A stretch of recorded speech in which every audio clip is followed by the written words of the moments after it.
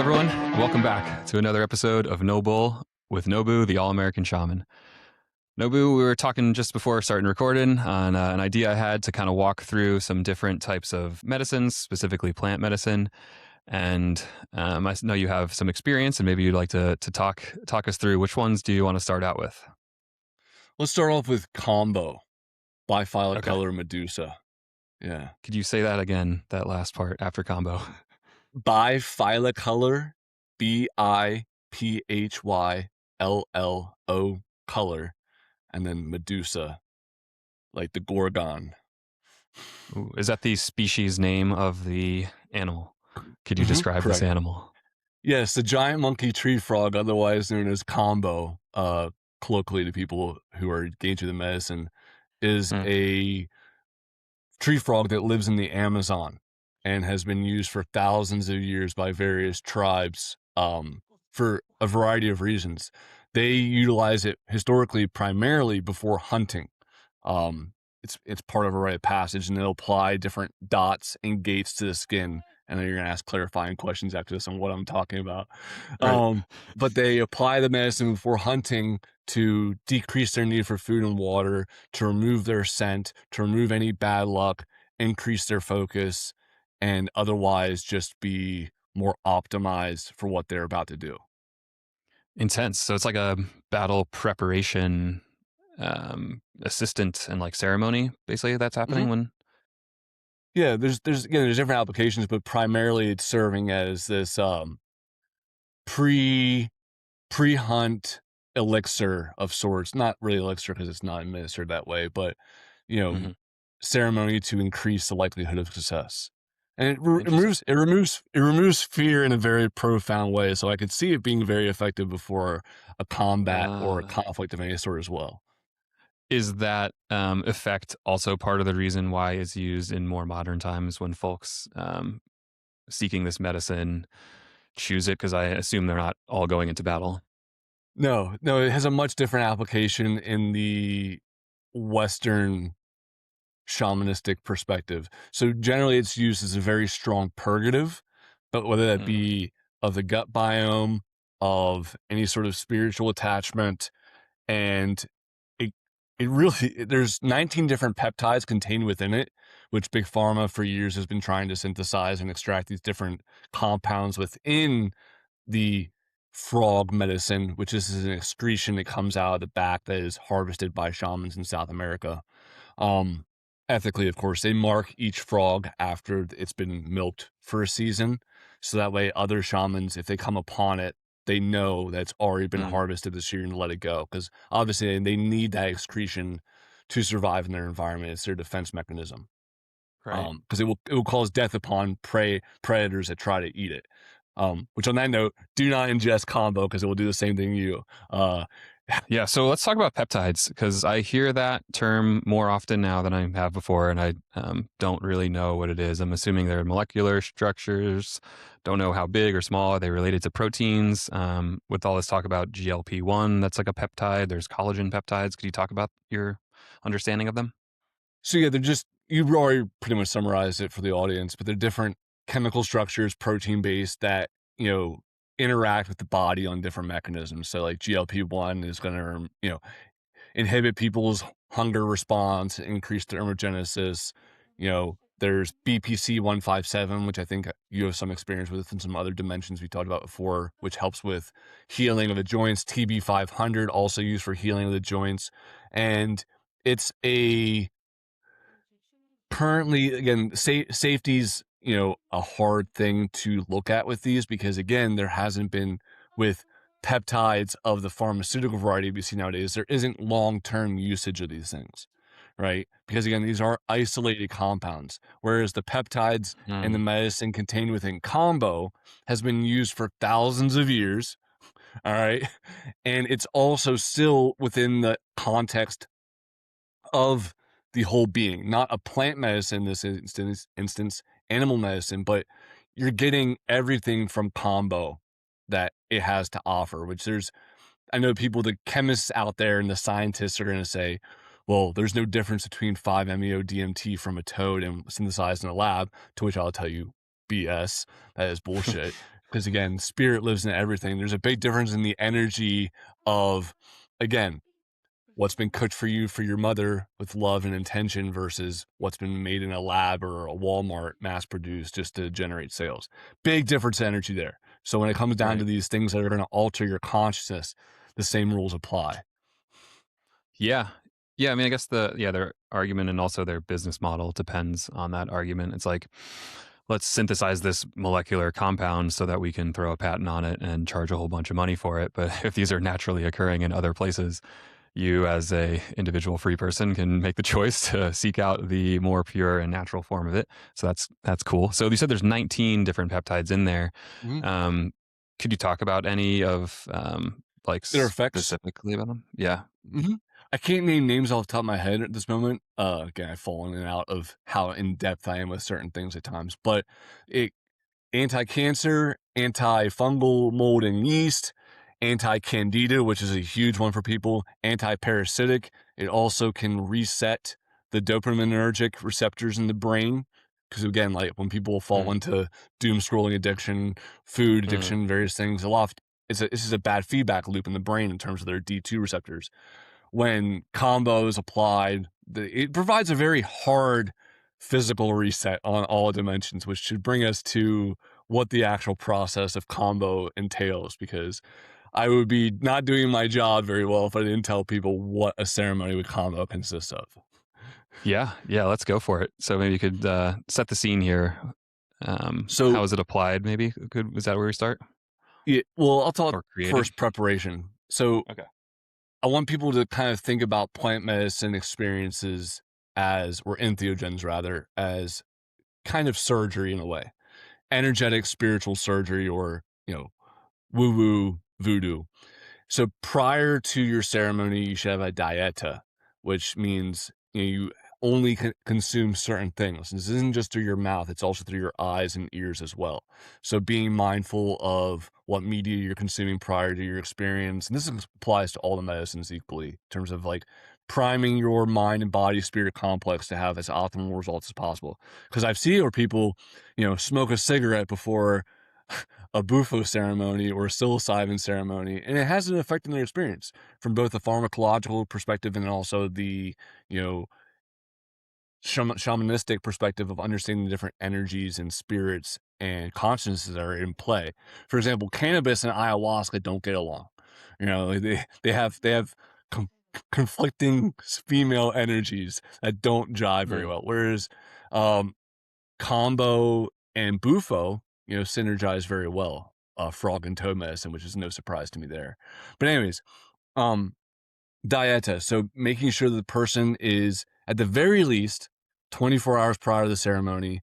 No food or water goes in their mouth 12 hours prior to the ceremony. So if their ceremony is at 9 o'clock in the morning, at 9 p.m. the night prior, nothing else goes in their mouth.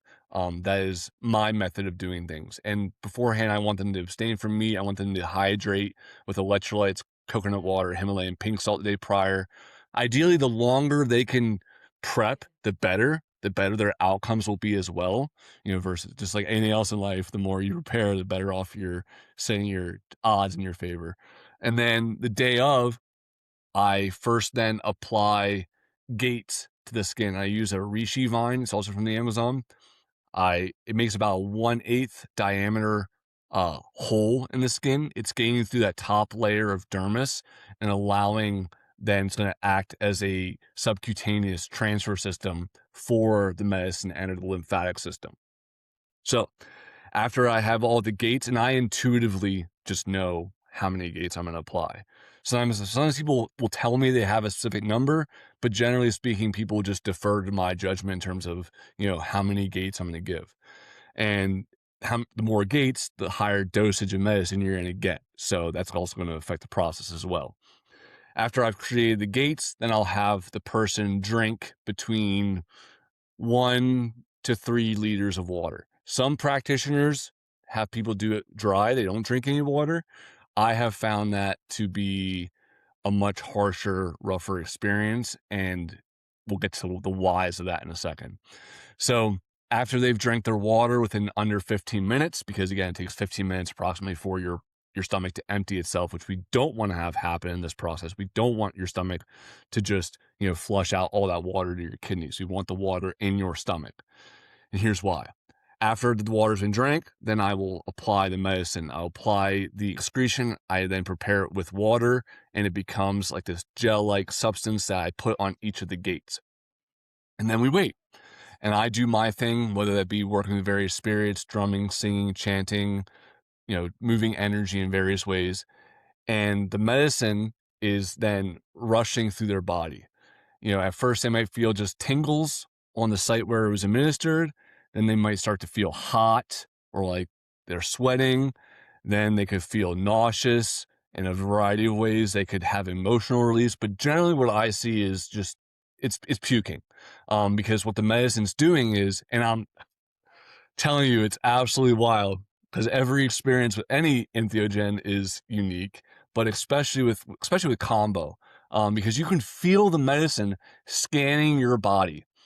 You can feel it going to where, in each time, like there's times where I felt it working on my gut. And there's other times where I Mm. felt it like going after like my head and my brain or my mouth. Like the sensations will vary each time. And what I've also learned is that don't ever set expectations on what you're going to experience or how you're going to purge, because the medicine has an intelligence of its own. The frog knows what you need, and it's important to respect the medicine because, again, it has its own intelligence and consciousness, which again is what strongly differentiates uh, my model and a shaman's model of healing and working with different energies versus this purely kinetic, physical, pharmacological approach of like, well, this molecule interacts with that. Like, no, it goes way beyond that. And this is one of those things that I feel is if you just have to experience it to actually truly know it to be true. But anyways, Right. the medicine will do its work scanning the body, and it will draw various things to your gut for immediate extraction.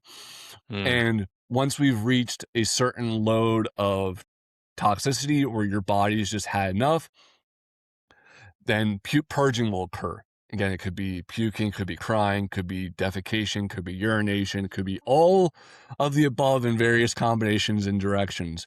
But once you purge and usually vomit, you feel so much better. And I'm not going to BS anyone. Kambo is one of the hardest things that I have done and continue to do in my life. Uh, the experience generally only lasts for about 15 minutes to 30 minutes. But by God, do those 15 minutes go by slow sometimes when you're doing the heavier doses, and it's very hard. I've actually over the years grown to prefer doing heavier doses versus lighter doses because I find that it gets me to purge quicker, and I'd rather Mm. just get it over with versus being with dots on my skin for an hour long and constantly wetting them just to build up saturation. So, yes. Is there anything you need clarification on there?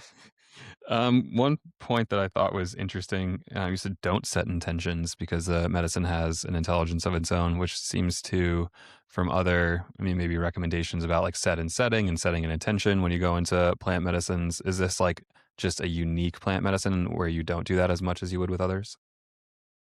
I want to clarify on you on that one. So don't set expectations on how you're going to purge and how you're going to heal from Kambo. You can set your intention Okay. of I want to heal from X, Y, or Z. I'm seeking to release this energy from my life. I'm seeking to purge this out. But don't set Expectations versus expectations. intentions. Okay. Yeah. Yeah. Don't have expectations on how the frog is going to do its Mm. magic on you. Because I Okay. So, found, yeah, it has a mind of its own. So if you think that you just want to puke and get it over with, I've had times where the medicine wouldn't let me puke, and I just had to sit Mm.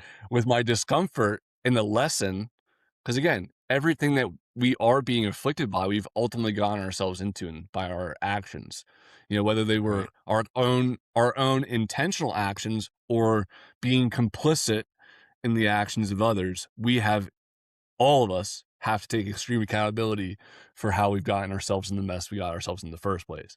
So sometimes the medicine has a sense of humor, and it's like, you're just going to sit with this, and this is all you're going to be able to focus on now is your discomfort and nausea and this pain, because that way it will stick longer to get it over with. Whereas there's other times where I've, had completely different expectations and something else happens. But yeah, expectations, not intentions.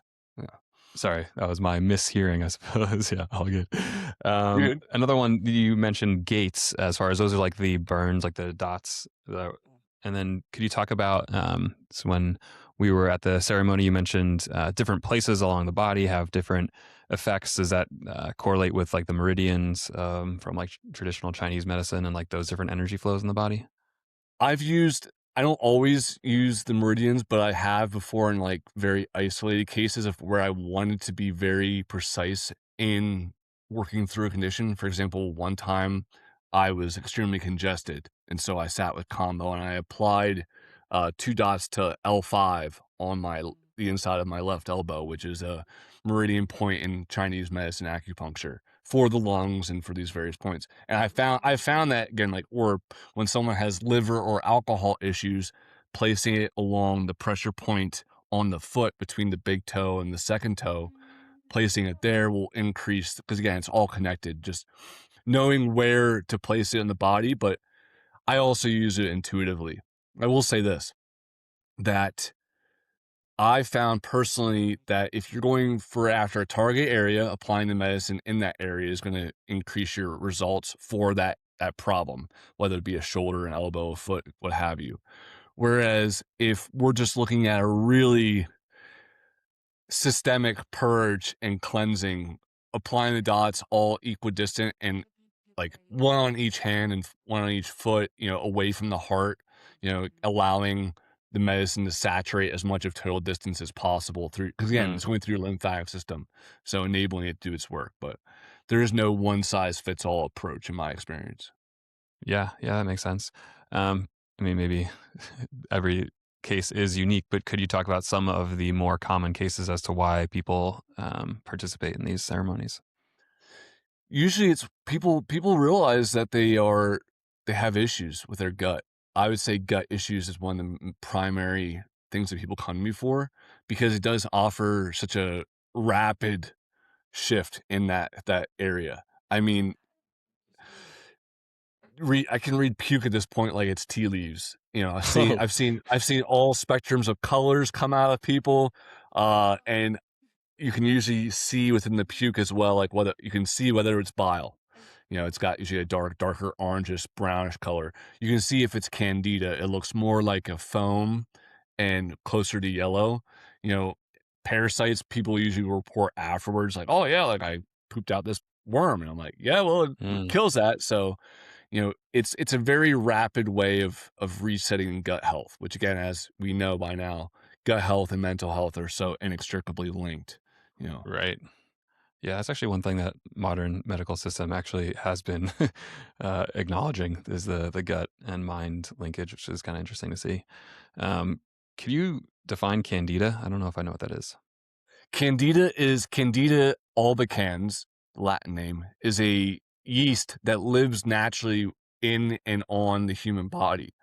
The problem with candida, that where most people have candidiasis or overgrowth of candida albicans, causes issues, whether it be oral thrush, of where people get this white film in the inside of their mouth, or even burning, where the candida is overgrowing in their mouth due to poor dietary choices or dental hygiene.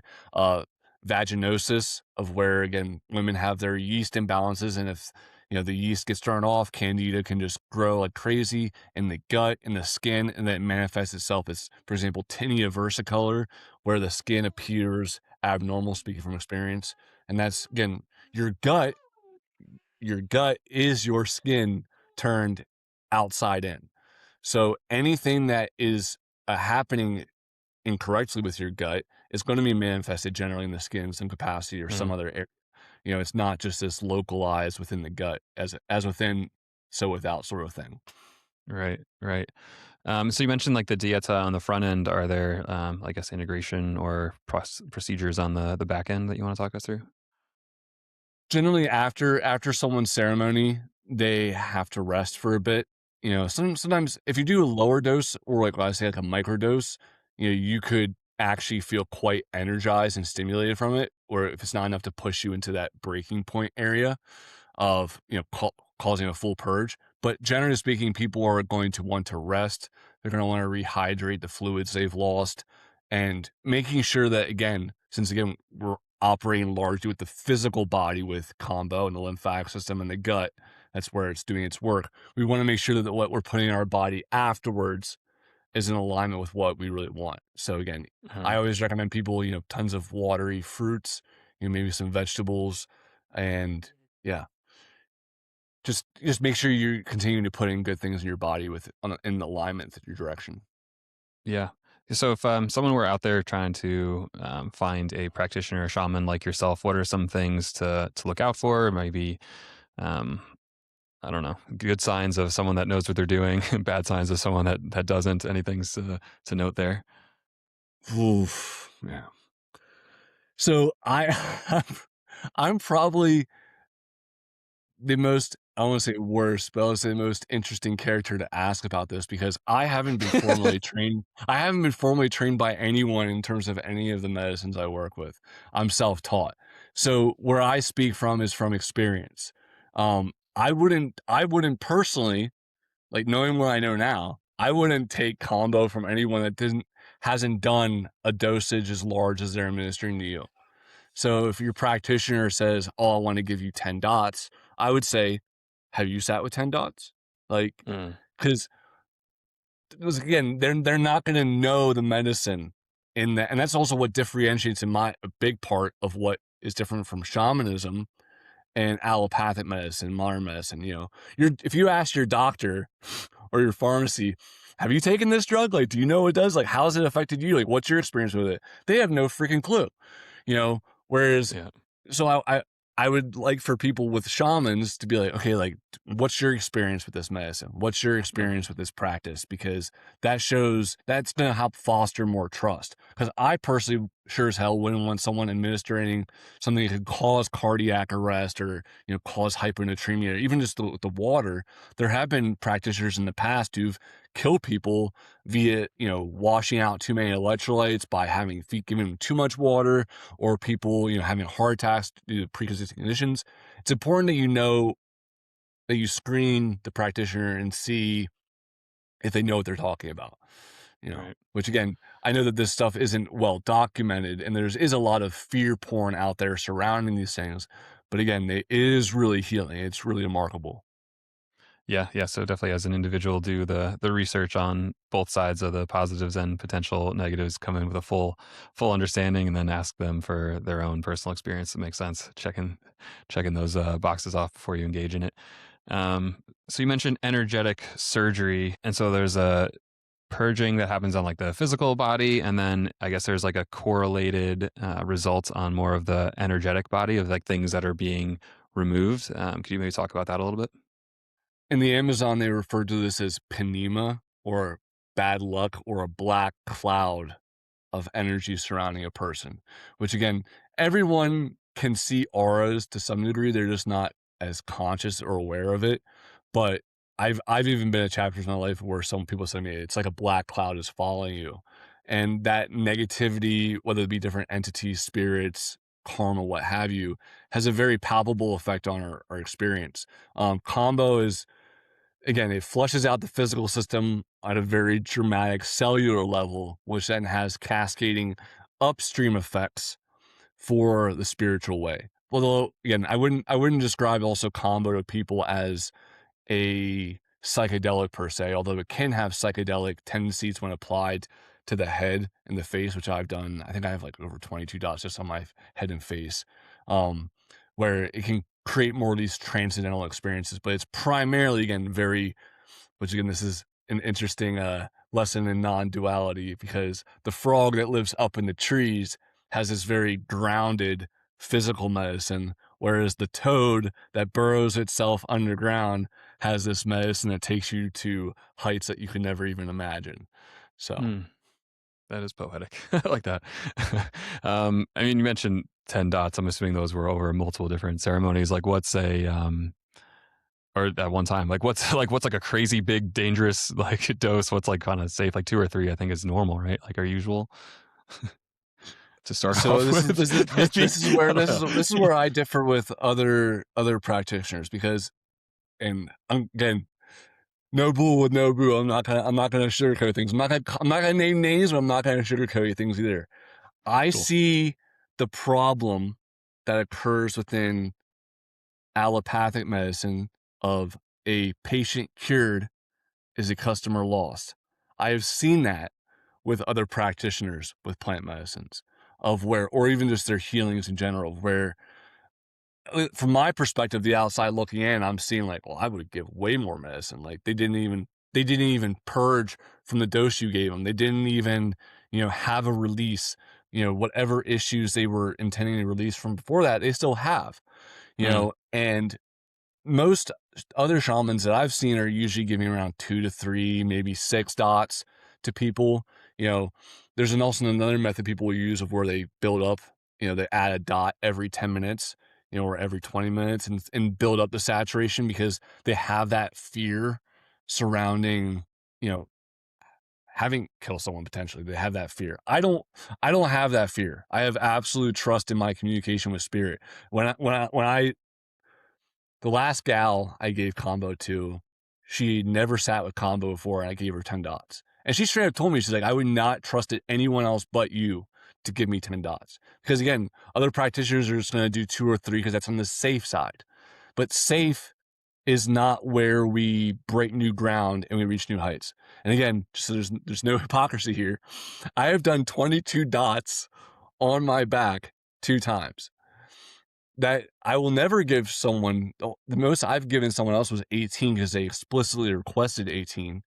But I would say on average, I'm giving people between 5 to 10 for their first time, which is still high, mm, you know, yeah. uh, for most practitioners. It's still very high because again, there's Interesting. there's Yeah. there's so much fear. Which again, fear is false evidence appearing real. There's so much fear that people carry around it, which knock on wood and thanks be to God and great spirit, but I have not had any issues with serving high doses to people. Yeah. Yeah. There's a couple interesting things in that I wanted to bring up. But like the first one that came up was customer loss kind of in the allopathic, which I think is easy to see because like how big business the medical industry is. Like, of course, everyone wants to keep the merry-go-round spinning and money making. So, like, they're going to try to keep you on drugs for the rest of your life, paying $100, $500, $5,000 a month, or whatever it is.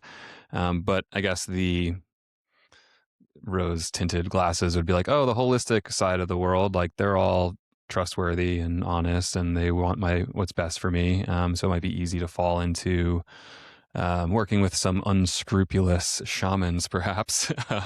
So it's good to have that kind of warning and level setting there too. Um, and I guess almost like inherent in that as well, which is maybe just more of like a side conversation from you and you, Nobu, is like for those whose profession is healing, you still need to pay the bills. So it's like, it's almost like you need to find someone who has a way figured out for them to make money that's separate and apart from you becoming healthy or not, right? Like if you see like in their situation where like, well, this guy needs me to be a customer just to like pay rent, like then I might question his motives more. Is that something you think about? My mindset is when I do work on someone, healing work of any kind, is I'm shooting for the stars because even if I come short, we're gonna hit the moon, right? Of over delivering to the customer and the patient. And furthermore, there's how many people on this planet, how many people in this country. So even if I heal a person every day completely, miraculously of every ailment they have, there's still millions of people. Like it is Yeah. mathematically, That's that like again, abundance this mindset, folks. yeah, like for real, like, but people are so fixated on how much they can take and extract from Hmm. others that they're not living from their heart, which means to be generous and giving, right? Right. There is no lack. And again, also too, Yeah. the whole money thing, it's a freaking construct. Truth. Yeah. Yeah. I guess it always just in the kind of the back of my mind seemed like a contradiction as far as, because I think historically and maybe in indigenous cultures to this day, like the healers and shamans are supported by the village and like they're not taking like a salary or like charging by the hour or something like that. So maybe there's just like a narrative disconnect in my mind with it. things have become inverted in a ways. So for example, on this note, I'm glad you brought this up. So historically speaking, as far as ayahuasca, which we'll get to later, but like ayahuasca, the shaman was the only person for many years, for centuries, who drank yage and drank aya. And then, because again, the shaman is a person that's equipped and trained to navigate these interdimensional landscapes and to communicate with spirits in various degrees. Because again, I'm going to speak very candidly here. There are people who consume psychedelics and different medicines of different kinds who are not ready. They are not ready. And you can sometimes cause more harm than good, and they can get shattered. They can, you know, there was someone at the retreat where I met you who, after they sat with Bufo, they got temporary relief, but then when everything that got thrown up in the air by Bufo came crashing down, they were not equipped to integrate, everything that was coming at them. Because again, it was working, it was doing its job. It was no fault of the practitioners or of her or anyone, but like, you have to find out where people are at and make sure that they get what's appropriate for them in their time and space. Like, I don't always recommend plant medicine to people because they may not be ready. Like what's your home life look like? Are you able to integrate this experience? Because if you're not, you can go backwards. Yeah, that's a really good point to bring up. And I think I've heard in the past, like the medicine will find you, which I think is true to a certain point as far as like when you're searching for something, you'll more likely be able to find these alternative methods and things like that. But I think that, like you're mentioning, talking it through, especially with the practitioner or the person running the ceremony on just expectations and um, almost like talking about before is like with juice fasting and the discipline and like, workout routines and things like that. Like there are more structural things that will benefit your experience and integration period, and just being aware of them. Because I think for me too, like I wasn't really aware of a lot of these things when I first started exploring this alternative space. I was just like, I don't know, it seems kind of like the Wild West out here. I'm not really sure who to ask, so just jump in the deep end and see how it goes. But like, I would have appreciated, and I guess that's kind of what the goal of this show, this podcast is too, is like give people some um, insight into experience, like what to expect, whether people have seen what someone who works with this stuff all the time, like yourself, sees, and just so they can set themselves up for success. Just like you mentioned, preparation earlier in the show, like the more prepared you are, the better results you'll get. So yeah, I'm sure there's lots more we'll cover in future episodes on preparation and things like that. As far as benefits, because I know I haven't really touched on the benefits a lot, but for myself, what I've seen the most from Kambo myself and why I continue to go back to it no matter how much it sucks is, it gives you a hard physical reset. I mean, I tell people, for example, I could do, and from an economical standpoint too, as well. Like I'm telling you, like it saves time and money. Again, and we both are learning, like, wealth is about learning how to manage your time and understand that. I could serve someone combo, and that would be, I would say, the equivalent of me doing 4 gua sha sessions on someone as far as lymphatic, how much release they're going to get out of their lymph system. I mean, there's some people who just turn into pigs, sweaty pigs, once you apply combo. They get slipperier than hogs. Because again, they're built up with toxins and they need to get that release, especially with addicts and whatnot. Like combo is going to be way paying me $222 to serve you combo is going to be far more economically efficient as well than going to a rehab facility for Mm, weeks. It might take yeah, us 1, 2, 3 sessions to fully clear you with combo.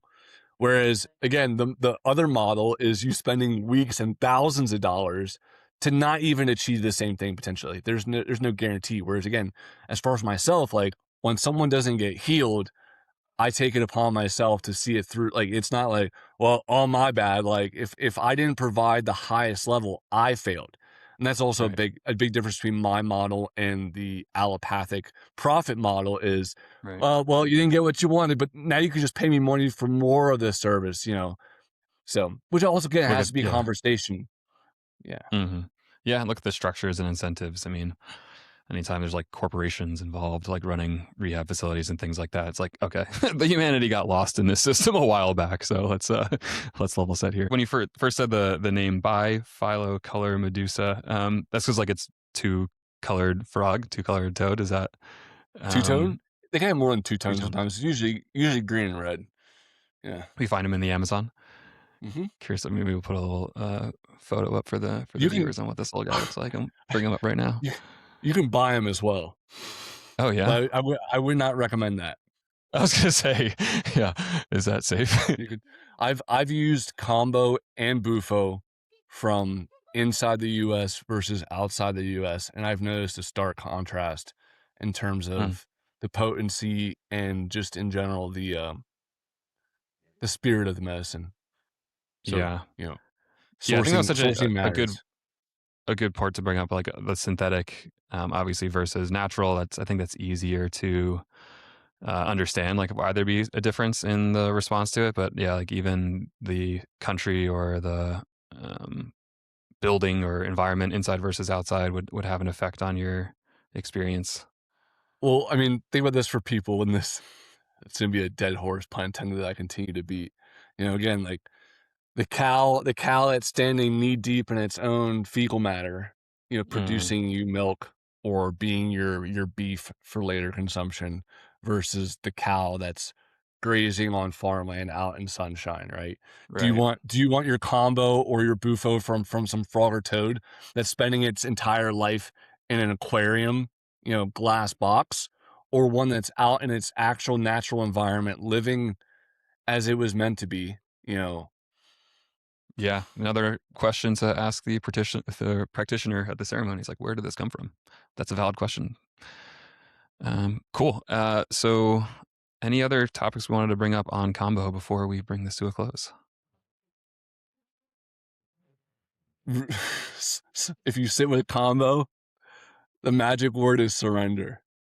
Mm, Like I surrender and let the medicine take its course because it's operating for your highest good, even if it sucks. okay. Good to know. Yeah. The pain will set you free. Excellent. Well, thank you for sharing your perspectives and information with us again, Nobu. And thanks everybody for listening. And we'll see you next time.